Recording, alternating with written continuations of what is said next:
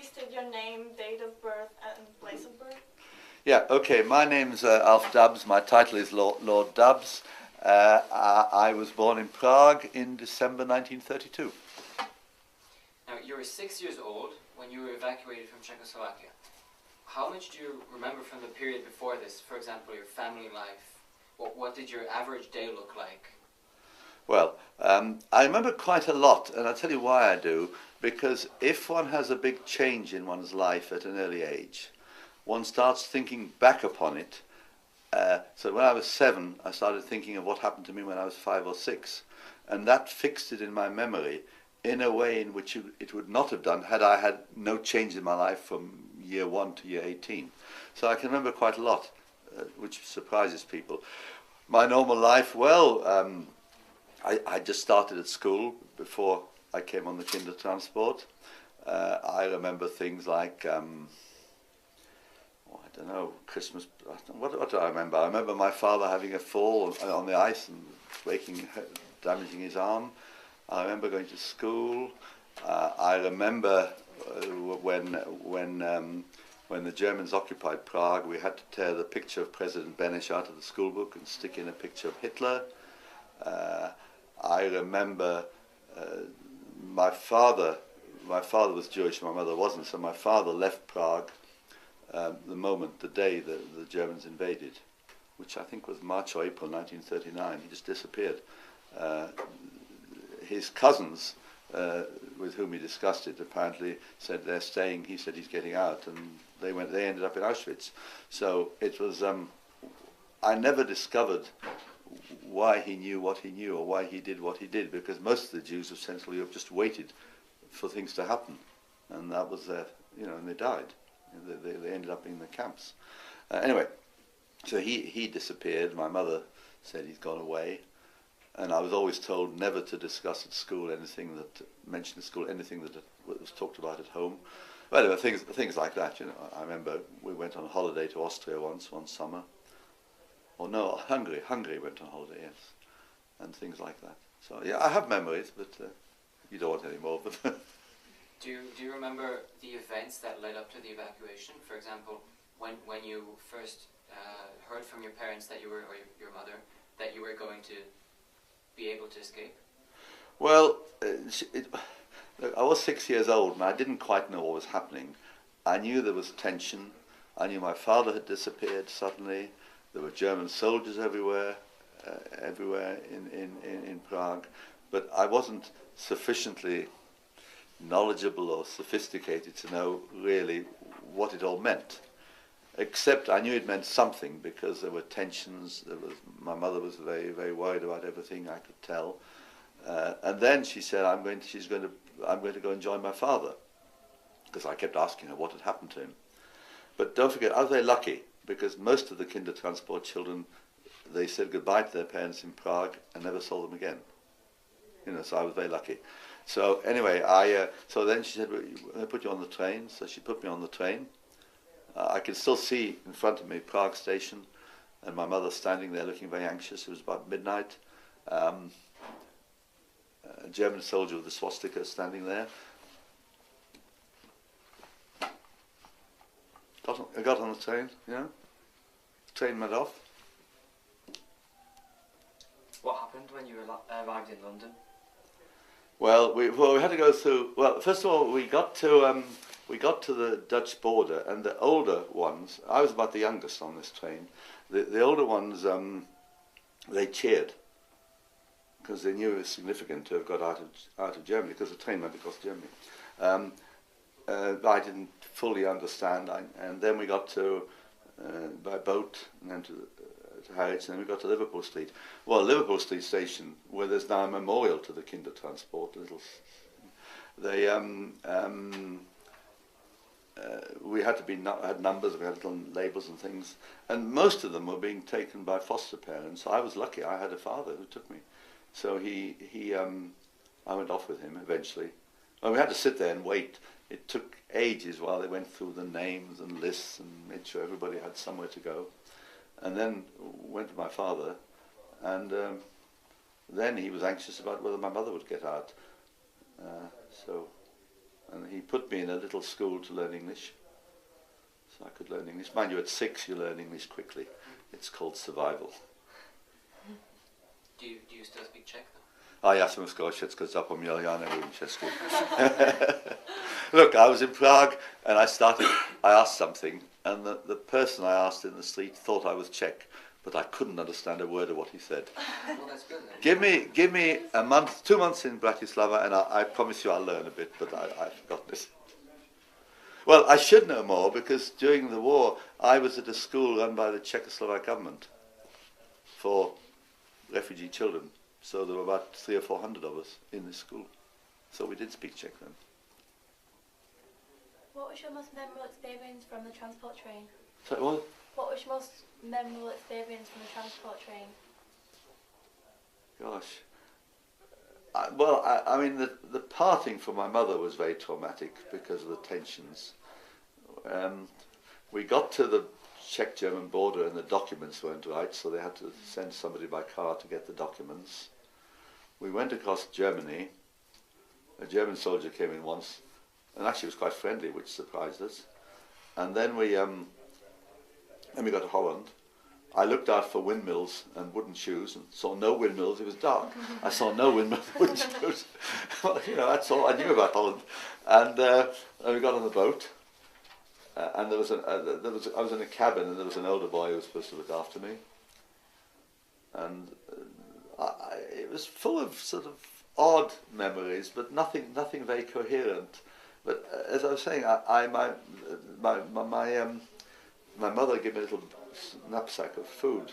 I didn't eat anything for 2 days. So I must have been a bit traumatized. Yeah. You know, it must have been traumatized.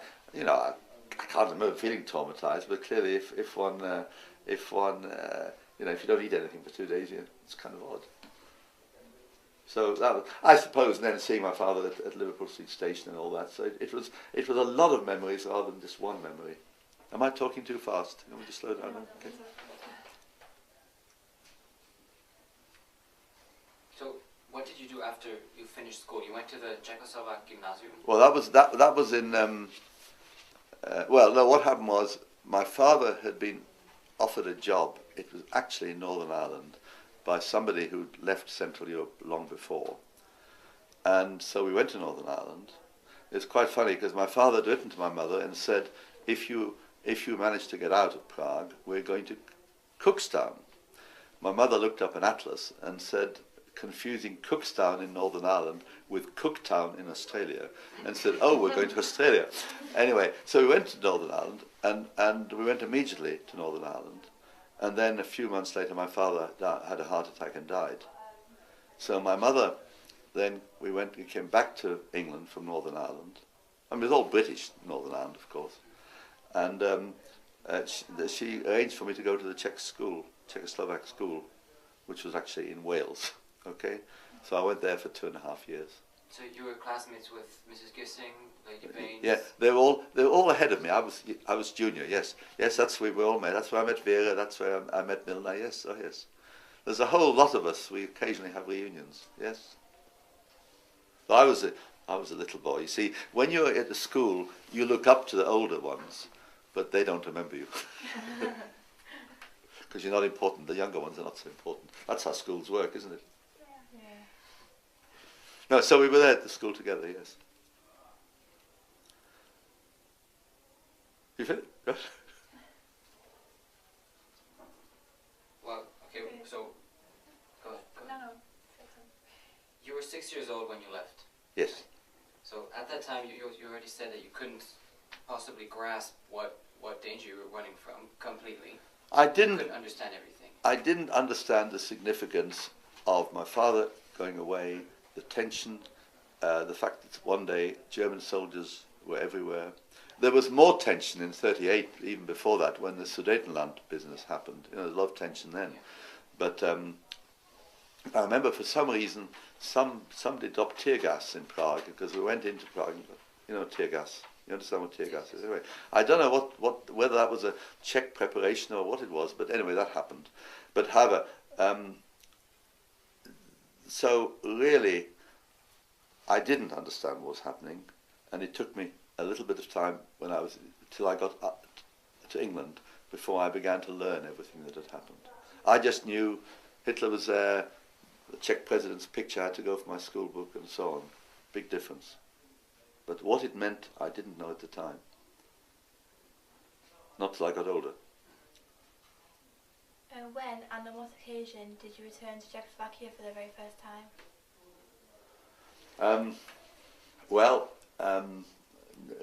Yeah, my mother was always a bit worried about me coming back because she thought the communists would call me up in the army or something. You know, but my mother died in 1959, and I just got married, and so my wife and I we came by car, and we went to Prague, and then we came through Bratislava on our way to Vienna, and that was in 1960, and it was a different. I can tell you what a different world it was. We arrived in Prague. I hadn't booked a hotel. The tourist office had lots of Czechs or Czechoslovaks waiting for a hotel room, but for foreigners there was a privileged access. We immediately got a hotel room because in a country that was supposed to be equal, there was more inequality than there was in the capitalist world. I was embarrassed. There were special. You probably know this. There were special shops where with foreign currency you could buy things that no other person in Prague could buy. I thought it was appalling. And they put us in a hotel which was for Russians, mainly Russians. The Czechs who were working in the hotel, they were very friendly, and when they discovered we were British, they were even friendlier. But anyway, because it was... but it was a world of tremendous inequality. You know, there were two... If a restaurant was full, and I asked in English for a table, they always found a table. It was terrible. It's terrible how they treated foreigners and certain leading communists in a privileged way, and everybody else was second class. I was quite interested in politics at that point. I thought, I believe in equality, not this sort of stuff. What did you do after finishing school? See, I got very interested in politics. I should explain that.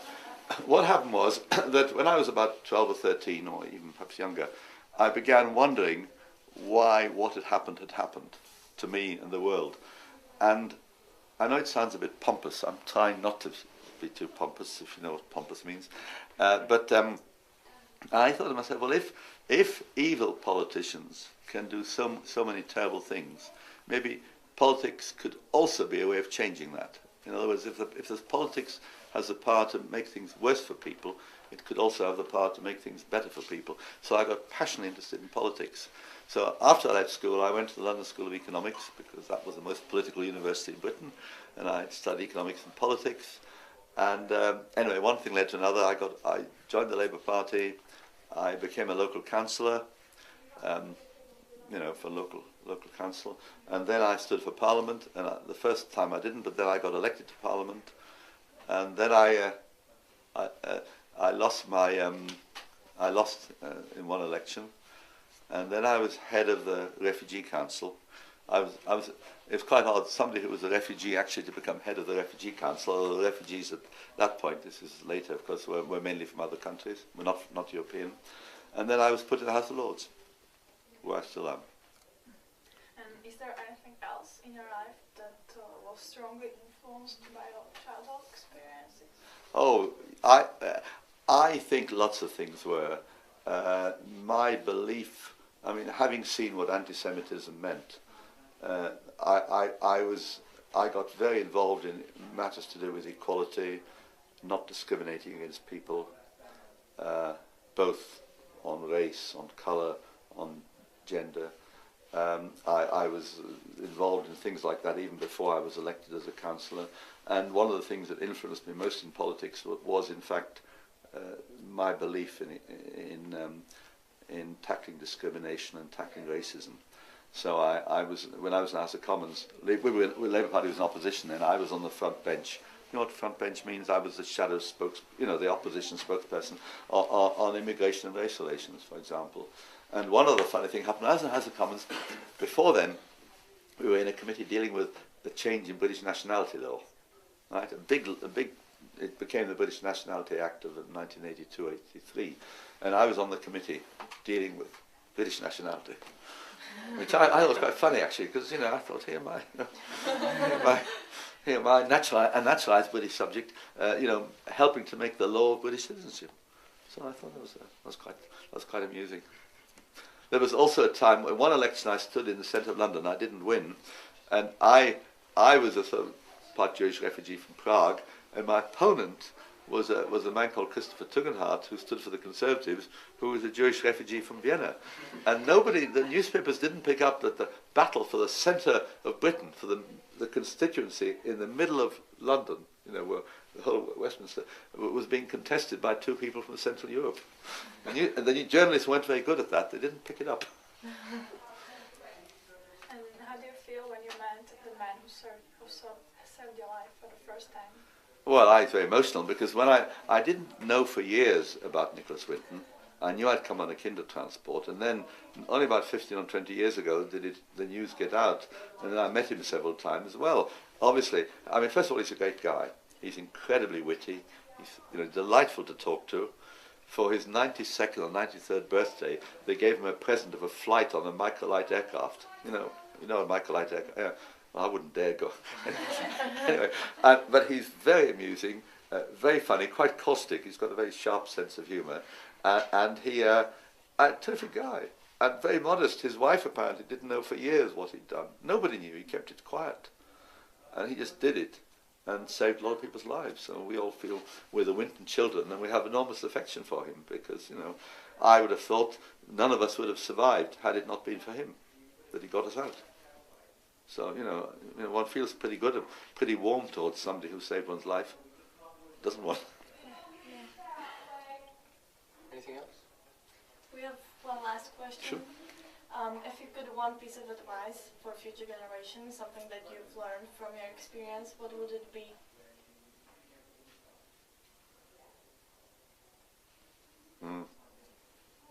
Well, coming directly from my experience, let me think about that.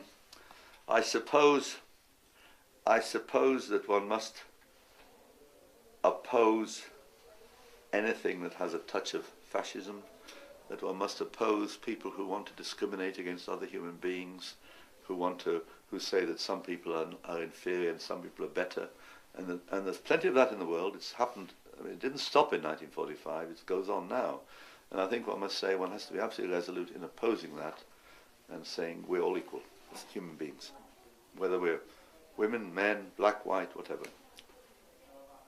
Thank you. Thank you. Thank you. Thank you. Brilliant. Okay. Thank you. Wonderful. Okay. It's going to be time to meet the Queen again soon for you. So Okay. Well, listen, thank you for your questions, by the way. You know, I think you're terrific. I mean, I think the emails we've exchanged and so on, and the questions you've asked, thank you very much. Thank you very much for being so interested. Okay, to begin, could you please state your name, date of birth, and place of birth? Yeah, okay. My name's Alf Dubs. My title is Lord Dubs. I was born in Prague in December 1932. Now, you were 6 years old when you were evacuated from Czechoslovakia. How much do you remember from the period before this? For example, your family life. What did your average day look like? Well, I remember quite a lot, and I'll tell you why I do. Because if one has a big change in one's life at an early age, one starts thinking back upon it. So when I was 7, I started thinking of what happened to me when I was 5 or 6, and that fixed it in my memory. In a way, my father was Jewish, my mother wasn't, so my father left Prague the day the Germans invaded, which I think was March or April 1939. He just disappeared. His cousins, with whom he discussed it, apparently said they're staying. He said he's getting out, and they ended up in Auschwitz. So it was.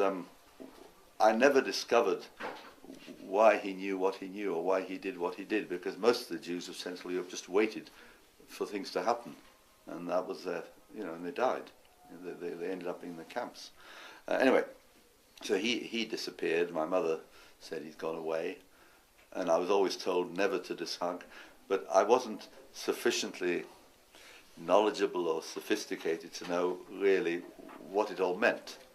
Except I knew it meant something because there were tensions. My mother was very, very worried about everything, I could tell.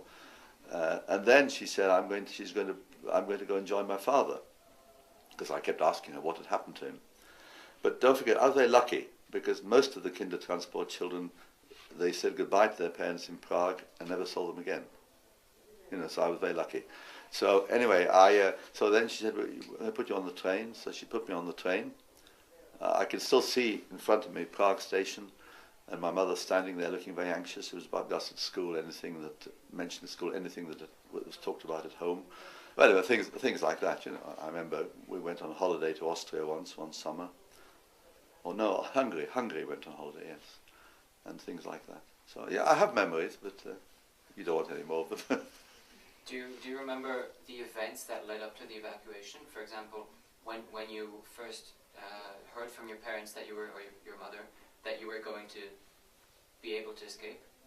Well, look, I was 6 years old and I didn't quite know what was happening. I knew there was tension. I knew my father had disappeared suddenly.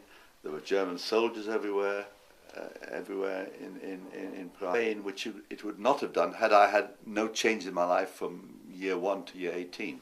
So I can remember quite a lot, which surprises people. My normal life, well, I just started at school before I came on the Kindertransport. I remember things like, I